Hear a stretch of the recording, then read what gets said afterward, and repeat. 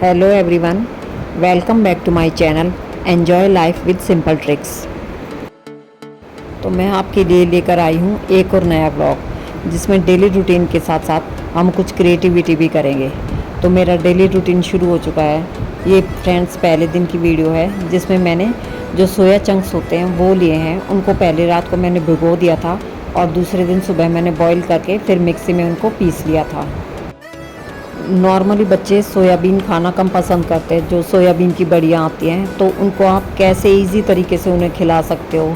तो आप उनको ऐसे भिगो के फिर उबाल के और मिक्सी में पीस के अगर उसके पराठे बनाओगे सिर्फ सोयाबीन के भी तो भी बहुत अच्छे बनेंगे। और यहाँ पर मैंने इनके साथ कुछ आलू भी उबाल लिए थे। तो मैंने आलू के साथ जो सोयाबीन था उसको पीस के और मिक्स करके दोनों को वही फिर आलू के भरावन से जैसे पराठे बनते हैं दोनों में वही बेसिक से मसाले डालकर उनका भरावन तैयार कर लिया था। सोयाबीन हर कोई खाना पसंद नहीं करता लेकिन हेल्थ के लिए ज़रूरी होती है और अच्छी होती है। हमारे प्रोटीन विटामिन की जो कमियां होती है उसको पूरा करने में बहुत ही हेल्पफुल होती है। इसलिए जो लोग पसंद नहीं करते वो इस तरीके से पराठे में भरकर भी खा सकते हैं सोयाबीन को। और इनमें टेस्ट में बिल्कुल भी कोई डिफरेंस नहीं आता। इवन मेरे बेटे को भी सोयाबीन नॉर्मली कम खाता है वो, लेकिन जब मैंने इस तरीके से उसको सोयाबीन के पराठे बनाकर खिलाए तो उसको बहुत ज़्यादा पसंद आए। आप चाहें तो सोयाबीन की बड़ियों को उबालने के बाद आलू के साथ भी बॉइल्ड आलू के साथ भी मिक्स करके पराठे बना सकते हैं। चाहे तो सिर्फ सोयाबीन चंक्स को ही बॉईल करके और उनको वही नमक मिर्ची और बेसिक मसाले डालकर उनके पराठे भी बना सकते हैं।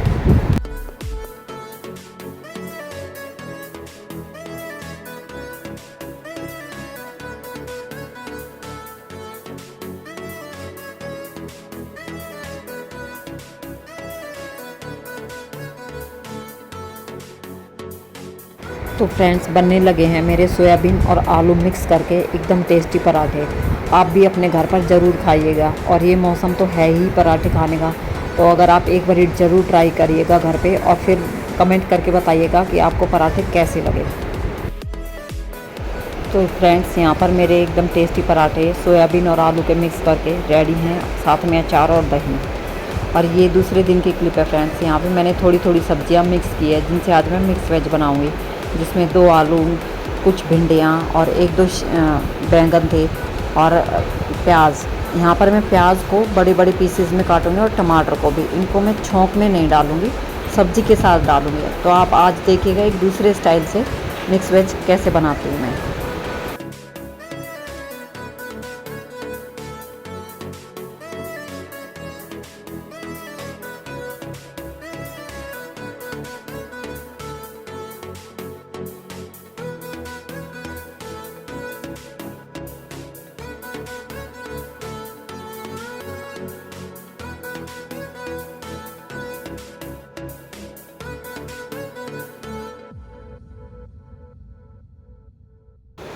सारी सब्जियों को मैंने लंबे लंबे पीसेस में काट लिया है। अगर जो लंबे पीसेस ज़्यादा बड़े हो रहे थे तो उनके मैंने सिर्फ 2 पीस कर लिए बीच से।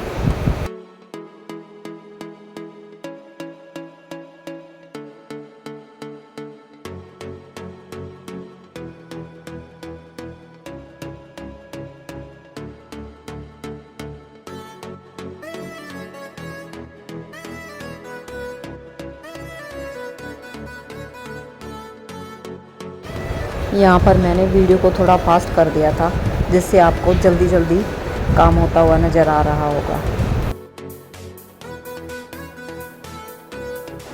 और हरी मिर्ची को भी मैंने बीच में से 2 पीस करके उसके बाद बड़े बड़े पीसेस में काटा था। यहाँ पर मैंने सिर्फ 1 प्याज छौंक के लिए रेडी की थी और कुछ लहसुन की कलियाँ। अदरवाइज़ मैंने 2 प्याज इसके अंदर डाले थे बड़े पीस करके, और टमाटर भी मैंने डायरेक्टली आपको दिखाई दे रहे होंगे सब्जी के अंदर ही बड़े बड़े पीसेस में काट कर डाले हुए हैं। तो फ्रेंड्स जीरा भुनने के बाद मैंने कटी हुई प्याज और लहसुन डाल दिया था और मैंने इनको लो फ्लेम पर ही फ्राई किया था ताकि ये अच्छे से फ्राई हों और जले नहीं, और वो भी कम तेल में। मैं हमेशा सब्ज़ी कम तेल में ही बनाती हूँ। आप देख सकते हैं कि जो मेरी प्याज है वो हल्की हल्की सुनहरी हो गई है। जब ये अच्छे से गोल्डन फ्राई हो जाएंगी तो सब्जियाँ इसके अंदर डाल देंगे, जो कि मैंने अभी अभी डाली हैं आपके सामने। और भिंडी को मैंने काटने के बाद एक तरफ रख दिया था, क्योंकि जो सब्जियां थी वो काटने के बाद एक बार मैंने वॉश की थी। भिंडी को अगर हम काटने के बाद वॉश करते हैं तो उसमें से एक लार निकलती है, इसलिए मैंने भिंडी को एक तरफ अलग काट के रख दिया और बाकी सब्जियों को काट कर धो लिया था एक तरफ। भिंडियों को मैंने काटने से पहले अच्छे से धोकर सुखा लिया था और बाकी सब्जियों को मैंने काटने के बाद भी दोबारा धोया था। तो फ्रेंड्स, अब वही बेसिक से मसालों के साथ मैं अपनी सब्ज़ी छोंक दूँगी। और अब आप देख सकते हैं कि मेरी हरी भरी सब्जियां कितने कलरफुल बन रही हैं, जो कि देखने में इतनी सुंदर लग रही है और खाने में तो ये एकदम बड़ी टेस्टी बनी थी और सबको बहुत पसंद आई थी। अब एक तरफ मेरी सब्ज़ी पक रही है और दूसरी तरफ मैंने आटा लगाना शुरू कर दिया था। यही डेली का रूटीन सबका होता है, लेकिन मैं साथ साथ दो तीन काम करती हूँ, तो उससे मेरा थोड़ा टाइम की बचत हो जाती है और वो बचे हुए टाइम को मैं किसी दूसरे काम में, सफाई में या किसी भी काम में यूज़ कर लेती हूँ। और इसी टेक्निक से मेरा काम जल्दी भी होता है और मुझे कुछ एक्स्ट्रा टाइम भी मिल जाता है, जिससे मैं किसी भी एक्टिविटी जैसे क्रिएटिविटी हुई या कोई रेसिपी शूट करना हुआ या फिर बुक्स पढ़नी हुई, उनमें मैं यूज़ करती हूँ। और देखिए, वैसे भी ना अब फेस्टिवल शुरू होने वाले हैं, तो अभी हमारे पास जो टाइम है हम कुछ ना कुछ बना के रेडी कर सकते हैं आने वाले फेस्टिवल्स के लिए। और जब फेस्टिवल होगा तो उसे हम पूरे दिल से और पूरे जोश और उमंग के साथ सेलिब्रेट करने का हमें टाइम भी मिलेगा और हमें एक अच्छी फीलिंग आएगी, जिससे हमारा दिन अच्छा गुजरेगा, हमारा टाइम अच्छा और हम खुश रह पाएंगे। तो आप देख ही सकते हैं कि एक तरफ मेरी सब्ज़ी बन रही थी, दूसरी तरफ मैंने आटा लगा लिया और आटा लगाने के बाद यहाँ मैंने सुबह के बर्तन साफ़ करने शुरू कर दिए, जो थोड़े बहुत चाय के होते हैं या तवा, बेलन वगैरह, चिमटा वगैरह, ये सारी चीज़ें। यहाँ पर मैंने वीडियो को थोड़ी फास्ट कर दिया था। देखिए, आप जो त्यौहार से पहले का थोड़ा फ्री टाइम होता है, जब उसमें आप मिठाइयाँ बनाते हो, एक तो वो मिठाइयाँ शुद्ध होती हैं और अपने घर की बनी हुई, और उसको आप एक नॉर्मल क्वांटिटी में भी अगर आप बनाते हो तो आपके पूरे परिवार के लिए बहुत काफ़ी बनकर रेडी हो जाती हैं। लेकिन अब वही मिठाइयाँ जब आप बाहर से ख़रीदते हो तो बहुत महंगी और मिलावटी होती हैं। आजकल तो बहुत ज़्यादा मिलावट होती है, जो कि सेहत के लिए बिल्कुल हार्मफुल होती है। तो आप कोशिश करिएगा, अगर आपको रेसिपीज़ बनाने का शौक़ है तो आप ऐसे फ्री टाइम में बनाकर रेडी कर लीजिए। मैं भी ऐसी मिठाइयाँ ट्राई करती हूँ त्यौहार से 2-3 दिन पहले, जो सूखी होती हैं, जिनमें जल्दी ख़राब होने का कोई ख़तरा नहीं होता। और जब मैं अपना टाइम के अकॉर्डिंग काम करती हूँ प्लानिंग के साथ, तो मेरा थोड़ा टाइम त्यौहार के लिए भी बच जाता है, जिसमें कुछ ऐसी मिठाइयाँ जो रेडी टू कंज्यूम होती हैं वो मैं उस टाइम पर बना लेती हूँ। और इसी तरीके से मेरा डेकोरेशन का सामान होता है, उसको तो आप कभी भी बनाकर रेडी कर सकते हो, जब आप काफ़ी फ्री हो और त्यौहार से पहले का बहुत टाइम फ्री हो तब भी। तो फ्रेंड्स, यहाँ पर मैंने कुछ पुरानी चूड़ियों से और सिर्फ 10 रुपए के गोटे से और कुछ मोती के जो हाफ सर्कल मोती आते हैं, उनसे मैंने यहाँ पर एक चूड़ा बहुत ही सुंदर डिफरेंट कलर्स में बनाकर रेडी किया है, जो कि अब आपको देखने को मिलेगा। आप यहाँ पर आप देख सकते हैं कि 2 पुरानी चूड़ियाँ मैंने ली है, जो एक ग्लू आता है, आप ऑनलाइन भी ले सकते हैं और नॉर्मली लोकल मार्केट से भी आप इसको परचेज़ कर सकते हैं। ज़्यादा महंगा नहीं है, बिल्कुल सस्ता सा ही है, और इससे मैंने ये चूड़ियाँ बनाकर रेडी की हैं।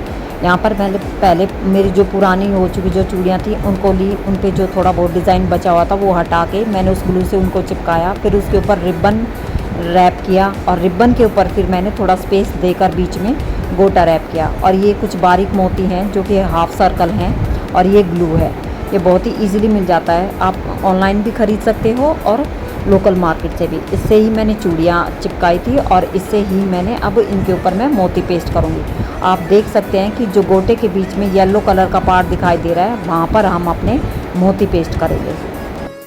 ये जो येलो रिबन वाला पेस्ट है, सिर्फ इसमें ही हम अपने मोती पेस्ट करेंगे। और ये मोती बहुत साइज़ में आते हैं, आपको जिस साइज़ की भी ज़रूरत हो आप इनको परचेज़ कर लीजिएगा अपनी ज़रूरत के हिसाब से।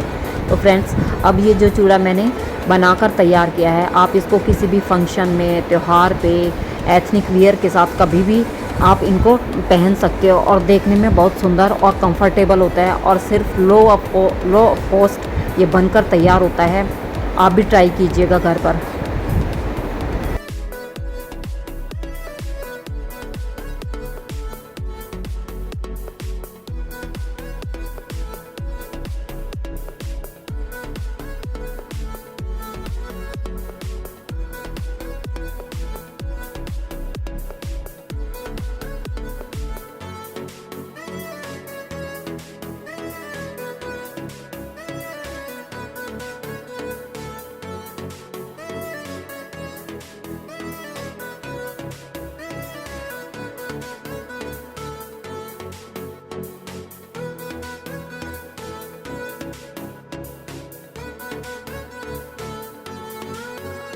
यहाँ पर मैंने जो 2 चूड़ियाँ थी उनको पहले ही पेस्ट करके रेडी कर लिया था, और जो गोटा पत्ती है, सॉरी, जो गोटा की बारीक पट्टी आती है, उससे मैं इसको रैप करती जा रही हूँ। ये आप जो लास्ट किनारा चिपकाए उसको आगे आने वाले गोटे की पट्टी से सिक्योर करते जाइए, हल्का सा ग्लू लगा के। हल्का सा ग्लू लगाने से ये चिपक जाता है, इससे आपका जो गोटा है वो कहीं कहीं से उखड़ा हुआ बिल्कुल नहीं होगा, एकदम प्लेन अच्छे से नीट एंड टाइडी बनकर तैयार होगा। अगर आप बीच में ग्लू भी नहीं लगाएंगे तो भी ये अच्छे से रैप हो जाएगा, लेकिन जो बिगनर्स होते हैं उनको थोड़ी दिक्कत आती है, इसलिए मैंने उनको ग्लू लगा के पेस्ट करके दिखाया है। तो लास्ट पॉइंट को आप अंदर की तरफ मोड़ देंगे, जो चूड़ी का अंदर के साइड का फेस होता है, और आप देख सकते हैं कि जो मेरा कंगन है कितना अच्छा नीट एकदम साफ़ सुथरा बनकर तैयार हुआ है।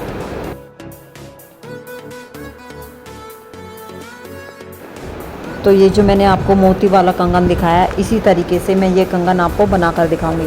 तो जो गोटा पट्टी थी उसको बीच में से मैंने बिल्कुल सिरे के पास से चिपका लिया है, ताकि वो सुई की नोक के अंदर अच्छे से घुसाई जा सके और एकदम उसका फेस उखड़े नहीं।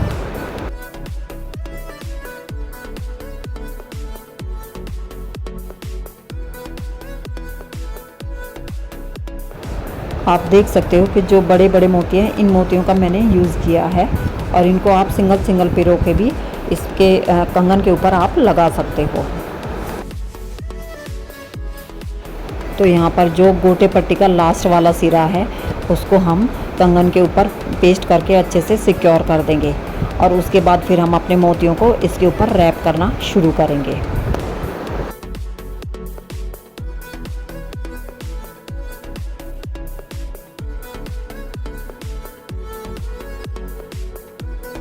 यहाँ पर जो लास्ट वाला सिरा था उसको मैंने कंगन के अंदर से पेस्ट किया था, ताकि एकदम बाहर से नीट एंड क्लीन लुक आए। और जो पहले वाला मोती मैंने रैप करके मैं लेके आई हूँ, जब वो ऊपर की तरफ चूड़ी पे सेट हुआ तो उसके नीचे मैंने ज़रा सा ग्लू लगा दिया था, सिर्फ एक ड्रॉप ही, जिससे कि वो अपने प्लेस से हिले ना और एकदम अच्छे से सेट हो जाए। ऐसे ही बीच में हम कुछ गैप देंगे, आप चाहे तो उंगली से नाप के भी गैप दे सकते हो, या फिर अंदाजे से भी आप इसके बीच में गैप रख सकते हो। जब आप पहले मोती को सिक्योर कर दो तो उसके बाद आप एक बारी गोटे को बीच में से रैप करके निकालिएगा। उसके बाद जब आप सेकंड टाइम दोबारा सुई रैप करके लाओगे कंगन के ऊपर से, तब आप दूसरे मोती को सिक्योर कीजिएगा, और तब मोती सिक्योर करते वक्त आप हल्का सा ग्लू लगा दीजिए। इससे आपका मोती इधर से उधर नहीं हिलेगा और बहुत अच्छी इसकी लुक आएगी। यहाँ पर मैंने दोनों मोतियों के बीच की जो गैप है वो भी आपको उंगली से नाप कर दिखा दिया। आप चाहें तो उंगली से नाप कर गैप रख सकते हैं, या फिर अंदाजे से, जैसा आप चाहें। ये मोती वाले कंगन बहुत ही सुंदर बनकर और बहुत जल्दी बनकर तैयार होते हैं। तो जब मैंने इनको बनाया था तो कुछ लोगों ने मुझसे डिमांड करके बनवाया भी था। अब मैंने दोबारा 1-2 चूड़ियों को पेस्ट करके एक कंगन तैयार कर लिया है। साथ में मैंने एक रिबन का टुकड़ा लिया है, जो कि मेरे पास चौड़े वाला रिबन था। आप चाहे तो आपके पास जो पतले वाला रिबन होता है आप उसका भी यूज़ कर सकते हैं। तो यहाँ पर मैंने थोड़ा सा ग्लू लगाया है। अब हम इसको पेस्ट करेंगे, और जो इसका सिरा है रिबन का उसको हम अंदर की साइड पेस्ट करेंगे, ताकि देखने में ये साफ़ सुथरा नज़र आए। तो ऐसे ही करके हम इस रिबन को धीरे धीरे इस कंगन पे पेस्ट करते जाएंगे, और जो लास्ट का सिरा पहले पेस्ट हो चुका होगा उस पर जो नया सिरा रैप होके आएगा, लास्ट वाले सिरे को नए वाले सिरे से दबाएंगे, ताकि कहीं से भी उसका फेस उखड़ा हुआ और अनइवन नज़र नहीं आए, और एकदम जो हमारा कंगन होगा वो बहुत साफ़ और एकदम नीट एंड क्लीन बनकर तैयार होगा। जब आप लास्ट वाले सिरे को नए वाले सिरे से दबाओ तो थोड़ा बीच में ग्लू लगा लीजिएगा, ताकि जो हमारा रिबन रैप हो वो कहीं से मोटा पतला नज़र नहीं आए कंगन पे रैप होने के बाद।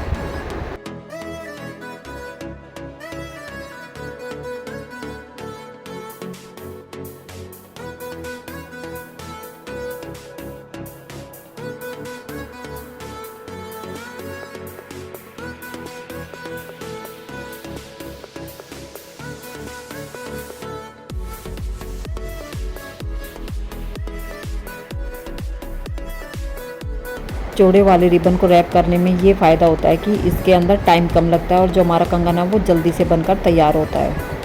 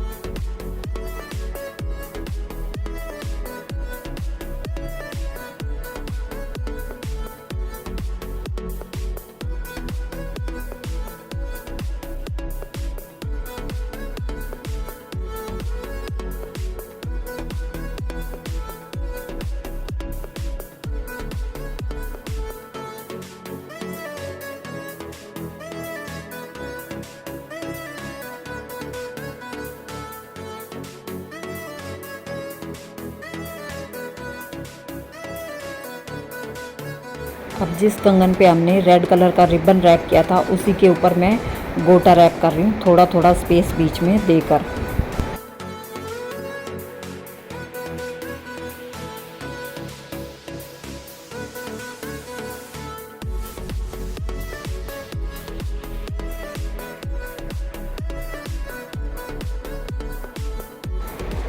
तो देखिए फ्रेंड्स, हमारा कितना कलरफुल और एकदम सुंदर चूड़ा बनकर तैयार हुआ है।